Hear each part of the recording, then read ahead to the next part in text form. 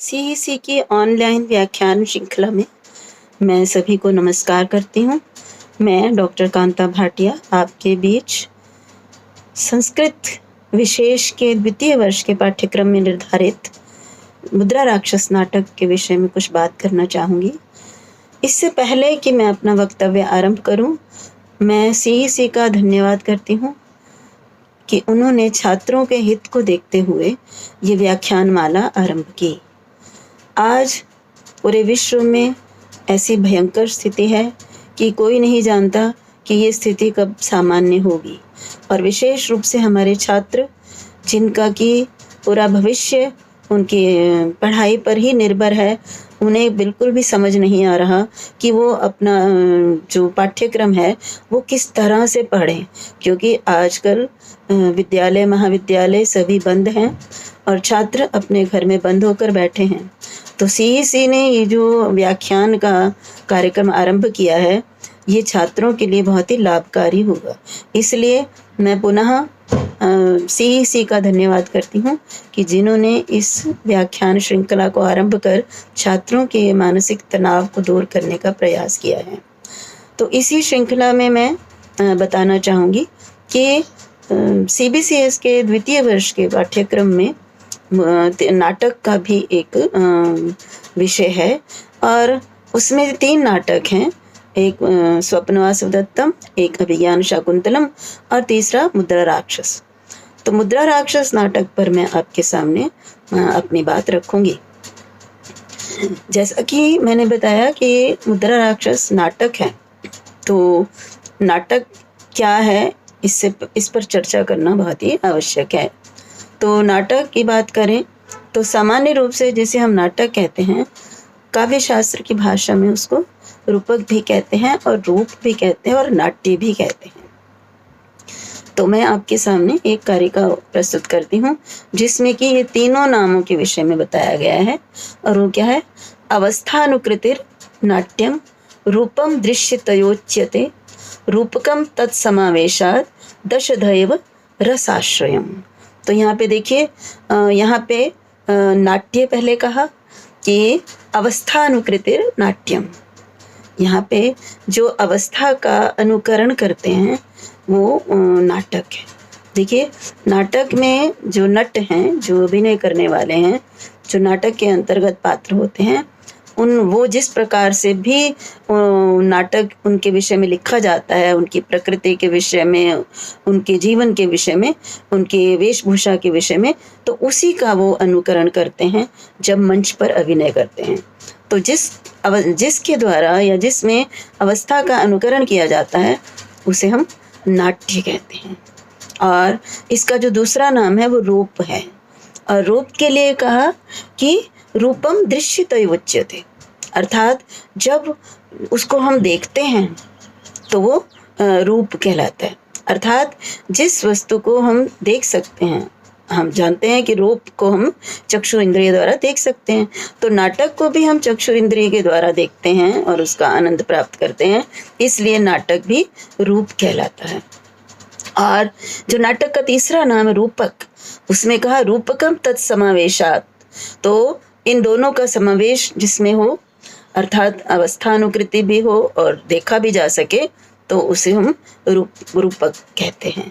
तो इस प्रकार से रूपक और नाटक और नाट्य, ये तीनों के विषय में यहाँ बताया, और रूप, उसका एक और नाम रूप भी है। तो नाटक और या रूपक का जो सब सर्व प्रमुख जो उसकी आवश्यकता होती है वो है रसाश्रयम, अर्थात यदि उसमें रस नहीं है तो वो नाटक हो ही नहीं सकता। अर्थात जिसको देखकर चक्षु इंद्रिय के द्वारा हम देखते हैं, लेकिन हमें हमारे अंदर जो रस और आनंद की प्राप्ति होती है वो नाटक का परम उद्देश्य होता है। और नाटक जो है वो 10 प्रकार का होता है। एक और परिभाषा रूपक के विषय में कहा, रूप्यते अभिनयैर्यत्र वस्तु तद्रूपकम विदुः नाटकाद्ययी 10 विधम। अब यहाँ पे बताया कि रूपक क्यों कहते हैं, तो कहा रूप्यते अभिनयैर्यत्र, जहाँ पर अभिनय के द्वारा दिखाया जाता है वस्तु, कथा वस्तु को जहाँ पर अभिनय के द्वारा दिखाया जाता है उसको हम रूपक कहते हैं। और रूपक 10 प्रकार का होता है। तो यहाँ पे मैंने आपको स्पष्ट किया कि श्रव्य काव्य और दृश्य काव्य में क्या अंतर होता है। वास्तव में दोनों ही काव्य रसाभिव्यक्ति करते हैं, क्योंकि वाक्यम रसात्मकम काव्यम, जिसमें रस नहीं होता है वो काव्य नहीं होता। तो वहाँ श्रव्य के द्वारा, श्रवण के माध्यम से रस की निष्पत्ति होती है, और यहाँ पर देखने के माध्यम से रस की निष्पत्ति होती है, वो नाटक या रूपक कहलाता है। अब हमने अभी पढ़ा कि नाटक जो है या रूपक वो 10 प्रकार का होता है। तो वो 10 भेद उसके कौन से हैं, ये इस कारिका में आपके सामने है। नाटकमत प्रकरणम भाण व्यायोग समवकार डिमा इहामृगांक विथ्यः प्रहसनमिति रूपकाणि 10। ये 10 रूपकार ने कहा कि रूपक के 10 प्रकार होते हैं, और वो 10 प्रकारों में बताया, एक है नाटक, और दूसरा है प्रकरण, तीसरा है भाण, व्यायोग और समवकार और डिम। उसके बाद है अगला इहामृग, अंक, वीथी और प्रहसन। तो ये जो है नाटक के या रूपक के 10 प्रकार होते हैं। तो मुख्य रूप से जो है नाटक ही होता है विशेष, और कुछ कुछ अंतर के साथ, कुछ कुछ उसमें जो है भिन्नता के साथ उसको हम अलग अलग उनके नाम होते हैं। तो अब मैं आपके सामने ये बताना चाहूँगी कि श्रव्य काव्य और दृश्य काव्य दोनों में से नाटक जो है, दृश्य काव्य, उसी को कहा जाता है कि वो जो है रम्य होता है। काव्येषु नाटकम रम्यम, ये उक्ति प्रसिद्ध है। तो क्या कारण है कि काव्य श्रृंखला में नाटक को ही रम्य कहा जाता है? तो पहले तो एक बात तो ये भी है कि क्योंकि हम उसको जो है देखते हैं, और सुनने की अपेक्षा जो देखकर जो है वो अधिक आनंद की प्राप्ति होती है, रसानुभूति देखने से ज़्यादा होती है। एक तो ये कारण है कि नाटक काव्य में सर्वश्रेष्ठ होते हैं, अधिक रम्य होते हैं। दूसरा, हम नाटक के लिए ये भी कहते हैं कि दुखार्तानां श्रमार्तानां लोकार्तानां तपस्विनां विश्रांति जननम काले बहुधाप्येकम समाराधनम। ये नाट्य शास्त्र में महत्व बताते हुए नाटक का बताया गया है, और इसका अर्थ है कि दुखार्तानां, जो भी दुख से पीड़ित हैं, श्रमार्तानां, जो थके हुए हैं, श्रम करके आए हैं, शोकार्तानां, और जो शोकाकुल हैं, और तपस्वी, इन सब के लिए नाटक ही एक ऐसा साधन है जो उनको विश्रांति अर्थात विश्राम देता है, उनको एक सुख का जो है अवसर देता है। बहुधा पेकम समाराधन, और ये जो है अनेक प्रकार का है। इसमें तरह तरह के पात्र हैं, तरह तरह के उसमें कहानियाँ इत्यादि होती हैं। तो इस कारण से वो अनेकों का जो है, ये एक ही अकेला जो है नाटक वो उनके समाराधन के लिए पर्याप्त होता है।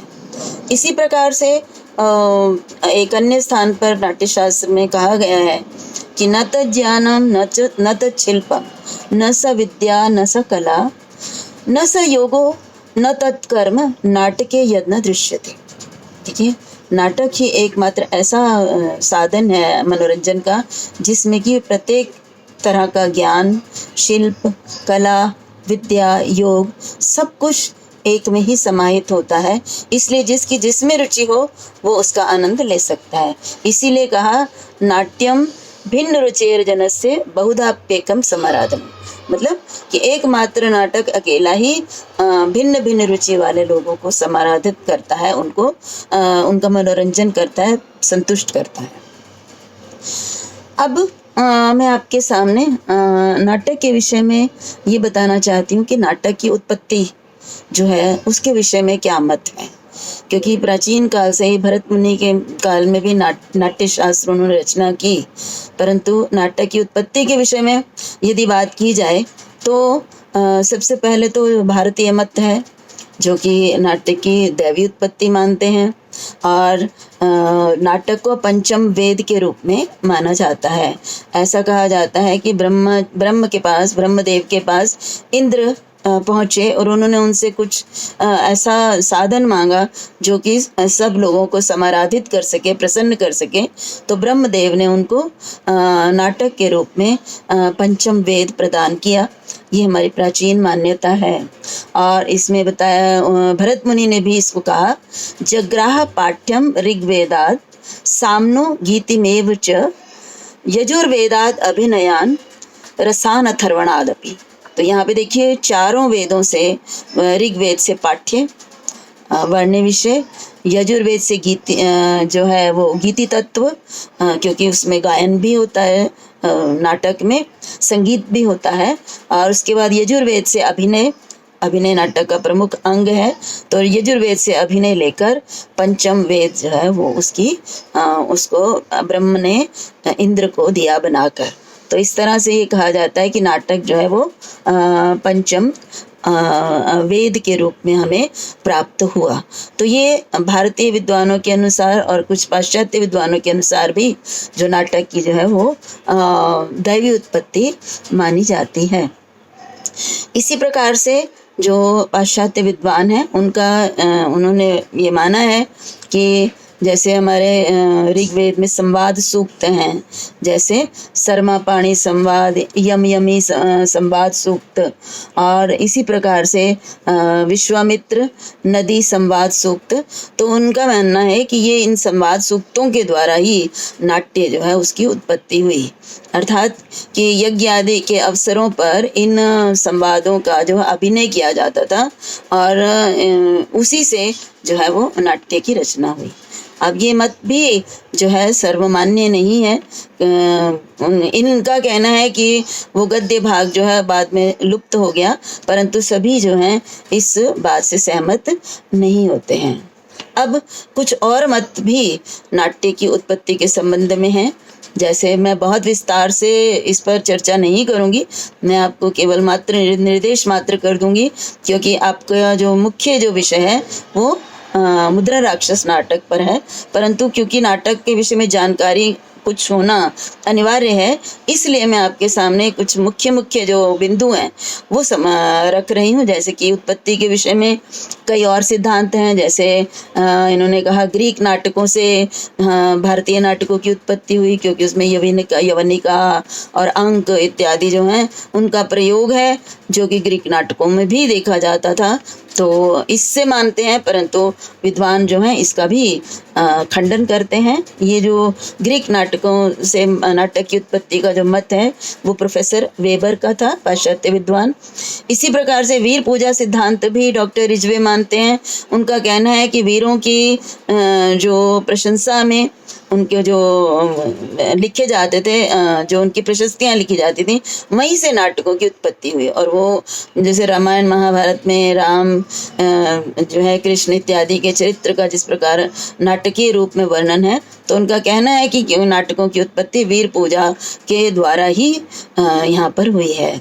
तो ये भी मत सर्वमान्य नहीं हो सकता। कोई एक मत जो है वो उस पर हम ये कहें कि निश्चय कर लें या निर्णय कर लें कि नाटक की उत्पत्ति इस प्रकार से हुई है, तो ये नहीं कहा जा सकता। क्योंकि कुछ विद्वान ऐसे हैं, जैसे डॉक्टर पिशेल हैं, वो कहते हैं पुत्तलिका नृत्य से जो है वो नाटकों की उत्पत्ति हुई। जैसे पुतली का खेल दिखाया जाता था और उसमें भी कोई ना कोई कथा वस्तु लेकर वो खेल दिखाए जाते थे और उसी से प्रेरित होकर नाटकों की रचना हुई, ये इनका मानना है। इसी तरह से मेपोल नृत्य, जो कि वसंत ऋतु में जो नेपाल में जो है ये डंडे के आसपास बड़ी बांस के डंडा और उसके आसपास नृत्य होता है, उनका कहना है कि ये इससे इसके जो नाट्य की उत्पत्ति हुई। तो कहने का तात्पर्य है कि नाटक की उत्पत्ति के संबंध में कोई हम एक सिद्धांत नहीं कह सकते। ये भिन्न भिन्न जो मैंने बताया आपके, इन भिन्न भिन्न निर्देशों के द्वारा जो है वो नाट्य की उत्पत्ति हुई, जिसको कि हम सबसे विशेष रूप से भरत के नाट्य शास्त्र में उसके विषय में हम विस्तृत जानकारी प्राप्त करते हैं। अब हम अपने नाटक मुद्रा राक्षस पर पहुंचते हैं। और नाटक मुद्रा राक्षस विशाख दत्त द्वारा रचित है और विशाख दत्त का परिचय नाटककार होने के नाते हमें जानना बहुत आवश्यक है। तो नाटककार विशाख दत्त के परिचय के लिए नाटक के आरंभ में ही सूत्रधार कुछ शब्द कहता है जो आपके सामने है कि सूत्रधार कहता है, अज्ञापितो अस्मि परिषदा यथाद्य त्वया सामंत वटेश्वर दत्त पौत्रस्य महाराज पद भाग पृथु सुनो कविर विशाख दत्त कृतिरभिनवम मुद्रा राक्षसम नाम नाटयितव्यमिति। ये सूत्रधार जब मंच पर आता है और नाटक का जो है वो परिचय देता है तो वहाँ पर ये बताया गया है। तो इससे हमें ये ज्ञात होता है कि विशाख दत्त जो हैं वो सामंत वटेश्वर दत्त के पौत्र थे और वटेश्वर दत्त इनके दादा का नाम था और वो सामंत जो है वो कहीं के सामंत थे, तो इसलिए कहा सामंत वटेश्वर दत्त के पौत्र। और महाराज पद भाग पृथु सुनो, और इनके पिता का नाम पृथु था जिन्हें महाराज की पदवी प्राप्त हुई थी। और ऐसे कवि विशाख दत्त की नवीन कृति का हमें मुद्रा राक्षस का यहाँ अभिनय करना है। ये इन पंक्तियों का अर्थ है। तो इन पंक्तियों के द्वारा हम कवि के जीवन के बारे में कुछ ज्ञान प्राप्त करते हैं और हम ये समझ सकते हैं कि कवि का संबंध कहीं ना कहीं राज परिवार से है किसी न किसी रूप में। इनके जो दादा हैं वो सामंत और इनके पिता को भी महाराज पद का जो है सम्मान प्राप्त हुआ था। अब हम यदि बात करें कि ये किस आश्रयदाता, इनका आश्रयदाता जो है वो कौन थे, तो इसके लिए हम इसका भरत वाक्य जो है वो हमें देखना होगा। और वो भरत वाक्य है, श्रीमद बंधु भृत्य चिरम अवतु महीम पार्थिवो अवंती वर्मा।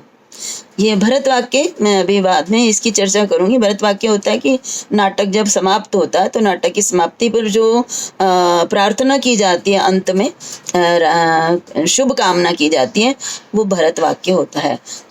यहाँ पर मैं आपके सामने वो भरत वाक्य के जो दो पद्यांश हैं वो मैं आपके सामने प्रस्तुत करती हूँ। म्लेच्छैरुद्विज्यमान भुजयुगम अधुना संश्रिता राजमूर्ते स श्रीमद बंधुभृत्य चिरम अवतु महीम पार्थिव चंद्रगुप्ता।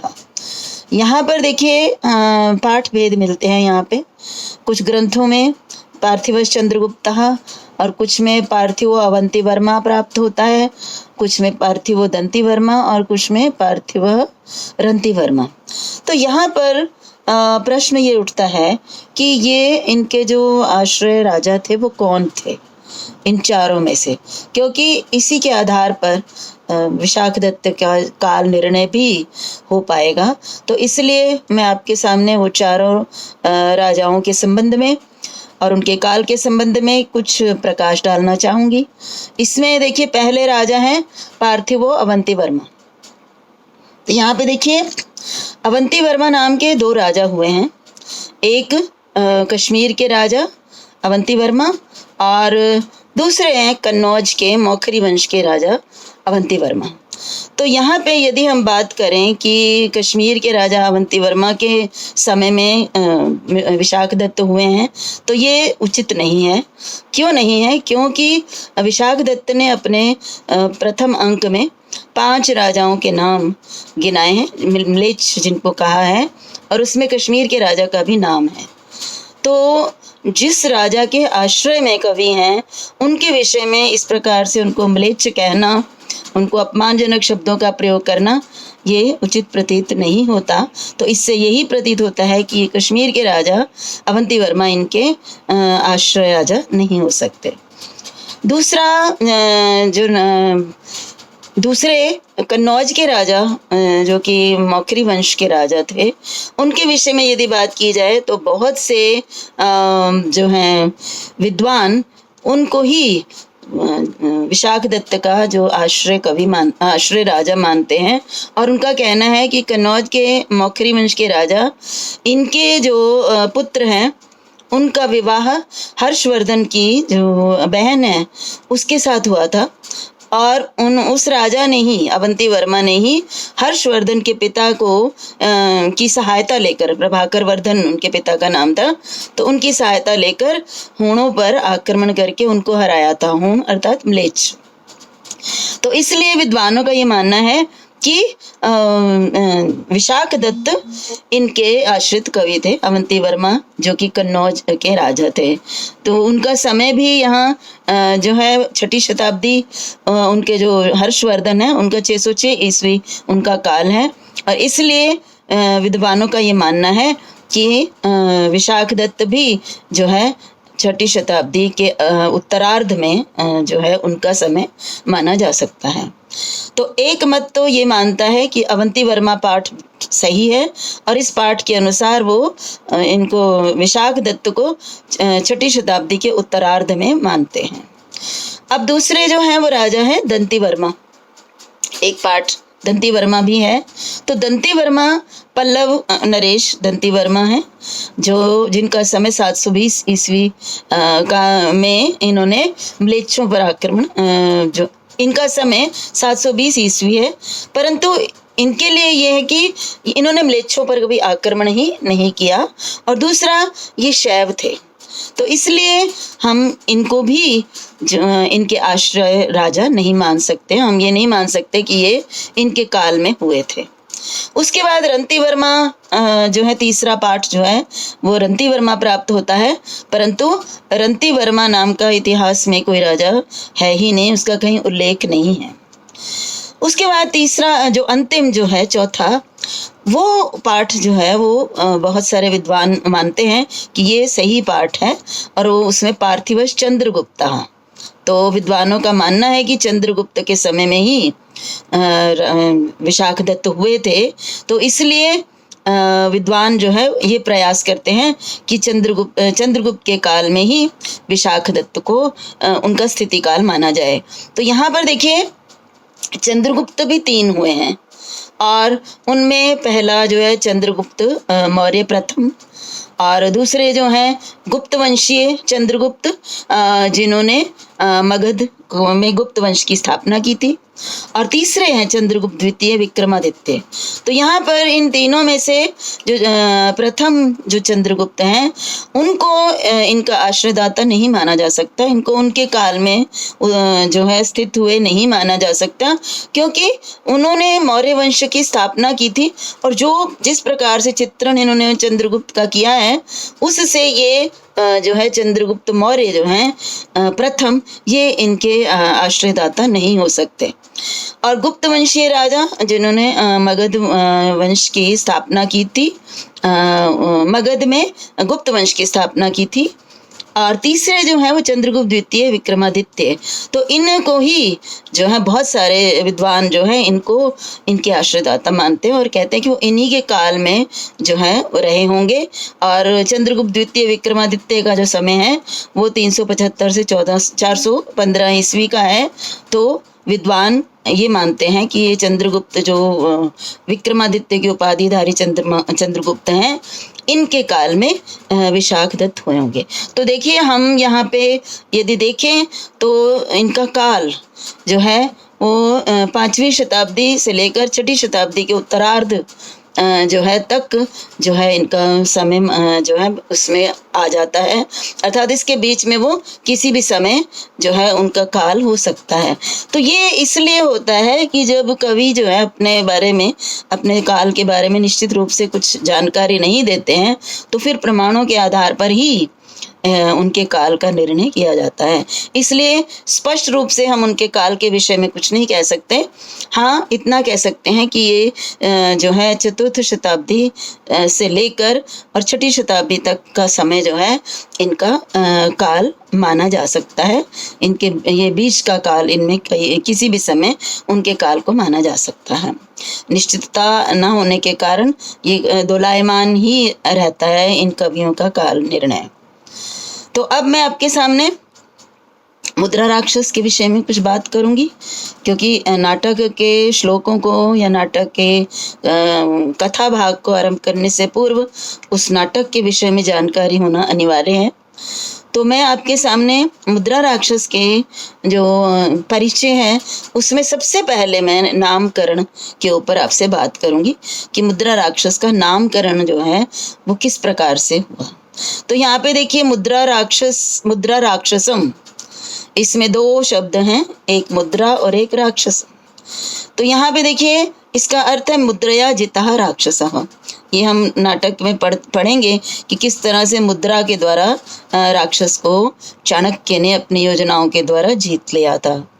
तो यहाँ पे मुद्रया जितः राक्षसः और एम.आर. काले के अनुसार यहाँ पे मुद्रया जितः राक्षसः अभेदोपचार से ही मुद्रा के द्वारा जीता गया राक्षस, और उस ग्रंथ का नाम भी मुद्रा राक्षस है।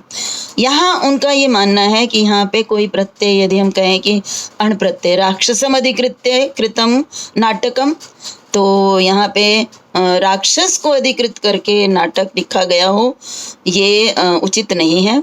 यहाँ पे तो राक्षस को वश में करने के लिए चाणक्य द्वारा बनाई गई योजनाओं का वर्णन है कि चाणक्य ने राक्षस को किस तरह से वश में किया। तो मतलब प्रधानता यहाँ पे जो है वो चाणक्य की योजनाओं की है, इसलिए उनका ये मानना है कि यहाँ अण प्रत्यय या कोई और प्रत्यय लगकर नहीं होता। जिस तरह अभिज्ञान शाकुंतलम में हम कहते हैं कि अभिज्ञान हुआ अभिज्ञायते अनेन इति अभिज्ञानम, और उसके बाद शकुंतलाम अधिकृत्य कृतम नाटकम। तो क्योंकि वहाँ पे तो नाटक सचमुच में शकुंतला को ही अधिकृत करके लिखा गया है, शकुंतला को जो है उसी के इर्द गिर्द पूरी कहानी है, अभिज्ञान के द्वारा शकुंतला की प्राप्ति है।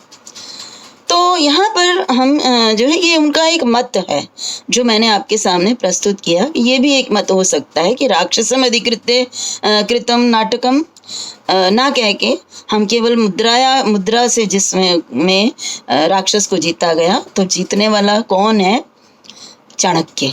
तो इसमें चाणक्य की प्रधानता हो जाती है यदि हम इसमें अण इत्यादि प्रत्यय के बिना अभेदोपचार से मुद्रा राक्षस ही मुद्रा राक्षसम नाटक है। अदरवाइज तो इसको यदि हम सामान्य रूप से देखें तो बहुत विद्वानों ने इसको कहा मुद्रया जितः राक्षसः यस्मिन् नाटके और तद अधिकृत्य कृतम नाटकम।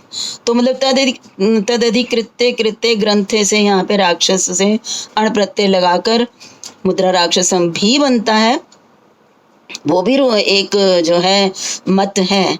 तो मैंने आपके सामने दोनों मत इसलिए रखे कि कुछ विद्वान जो है इस बात को मानते हैं, तो ये हमें इसकी जानकारी होनी चाहिए कि क्या कारण है कि हम इसको मानते हैं कि अभेदोपचार से इसमें बिना तथित प्रत्यय लगाए हम मुद्रा राक्षस, क्योंकि इसमें राक्षस को तो पकड़ना वो तो बात अलग है, लेकिन जो सारा का सारा नाटक है वो चाणक्य की योजनाओं के इर्द गिर्द रहता है। तो इस प्रकार से आपके सामने मैंने इसका नामकरण जो है उसका अर्थ बताया। अब मैं आगे आपको मुद्रा राक्षस नाटक का परिचय देते हुए उसकी विशेषताओं के विषय में अपने अगले व्याख्यान में बताऊंगी। तब तक के लिए नमस्कार, धन्यवाद। स्टे सेफ, धन्यवाद।